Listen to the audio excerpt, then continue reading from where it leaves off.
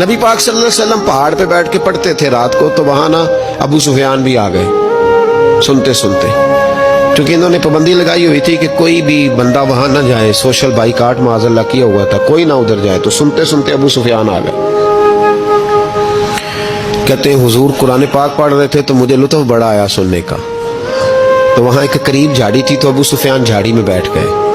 ساری رات نبی پاک نے قرآن پاک پڑھا اور ساری رات انہوں نے سنا۔ ہمیں اتنا ذائقہ بات سن کے بھی تو آنا چاہیے نا۔ کہتے ہیں اب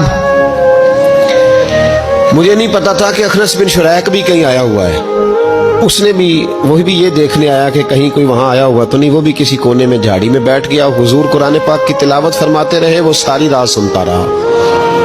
ادھر سے کہیں ابو جال بھی آ گیا، پتھر دل تھا، پر میرے مصطفیٰ قرآن پڑھتے تھے تو کان اس کے بھی کھڑے ہو جایا کرتے۔ ساری رات تلاوت سنتے رہے، تینوں پکے کافر جھاڑیوں میں بیٹھ کر تلاوت سنتے رہے۔ صبح جب جانے لگے تو ملاقات ہو گئی۔ تو کدھر آیا تھا؟ اس نے کہا پہلے تو بتا، تو کدھر آیا تھا؟ میں تو آیا تھا دیکھوں کوئی آیا تو نہیں۔ میں تو کدھر؟ اس نے کہا میں بھی یہی دیکھنے آیا تھا کہ یہاں کوئی آتا جاتا تو نہیں۔ ابو جال زیادہ شاطر تھا، کہنے لگا خبردار کل کوئی نہ آئے، آج تو آ گئے کل نہ ہونا۔ اللہ اکبر۔ لیکن جہاں دل لگا ہوتا ہے نا وہاں دل کھینچا چلا جاتا ہے۔ دل جہاں لگ جاتا ہے نا وہاں دل کھینچا چلا جاتا ہے۔ یہ دل کا بھی اپنا ایک معاملہ ہے نا۔ اب لگ گیا تھا قرآن پاک کی تلاوت سے۔ کہتے ہیں رات کو اپنی چارپائی پہ لیٹے، درد اگرچہ جان گزل ہے، میں کیا کروں میرا دل ہے، غمیش کا اگر نہ ہوتا تو غم روزگار ہوتا۔ اور وہ مزہ آتش نے کہا تھا، وہ مزہ دیا ہے تڑپ نے کہ میری آرزو ہے یا رب میرے دونوں پہلوؤں میں دل بے قرار ہوتا۔ کہتے ہیں کہ اگلی شام پھر آئی، وہی کیفیت، وہی انداز، وہی شوق۔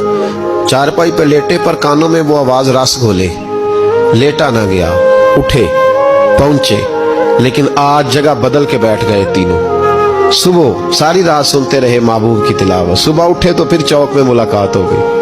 تو کدھر آیا تھا؟ تو کدھر؟ ابھی بات ہونے۔ ابو جال ذرا زیادہ شاطر تھا، کہنے لگا میں تو تم دونوں کا خیال کرنے آیا تھا، کہیں تم دونوں تو نہیں آئے، یہ دیکھنے کے لیے آیا تھا۔ اللہ اکبر۔ 3 دن مسلسل آتے رہے اور میرے مصطفیٰ کریم کا ساری رات قرآن پاک سنتے رہے۔ اب اخنس بن شریک کہتے ہیں کہ میں پورا قریب آ گیا، میرا دل کہتا تھا کہ یہ سچے ہیں۔ کہتے میں نے تیسرے دن مشورہ کیا، میں نے کہا یار پتہ تجھے بھی ہے مجھے بھی ہے کہ نہیں آنا، پر ان کی آواز ایسی ہے، وہاں لذت ایسی ہے، نہیں نہ رہا گیا تجھ سے بھی۔ مان کیوں نہیں جاتا کہ ساری باتیں اپنی جگہ پر ان کی بات کانوں سے ہو کے دل میں اترتی چلی جاتی ہے، مانتا کیوں نہیں؟ اخنس بن شریک کہتے میں پورا قریب آ گیا، پر ابو جال نے مجھے پھر گمراہ کیا۔ کہنے لگا یار یہیں رہے ہیں، بچپن بھی یہیں گزارا ہے، معاذ اللہ 2 ہاتھ ہیں 2 آنکھیں ہیں، سارا کچھ وہی ہے، کان پٹیاں سفید ہوئی ہیں تو کہتے میں اللہ کا نبی ہوں معاذ اللہ۔ اس نے وسوسہ اندوزی کی تو کہتے میں پھر بیک ہو گیا۔ آپ کیوں نہیں اس شخص کو جانتے جو وسوسہ اندوزی کرتا ہے؟ آپ اس جگہ کیسے چلے گئے جہاں وسوسہ اندوزی ہوتی ہے؟ یاد رکھیں اس جگہ جائیں جہاں جانے سے دل صاف ہوتا ہے، جہاں جانے سے دل کا زنگ اترتا ہے، آپ کے وسوسے دور ہوں گے۔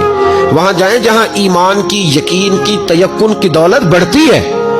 کیوں وہاں جاتے ہو جو بیک کر دیتا ہے؟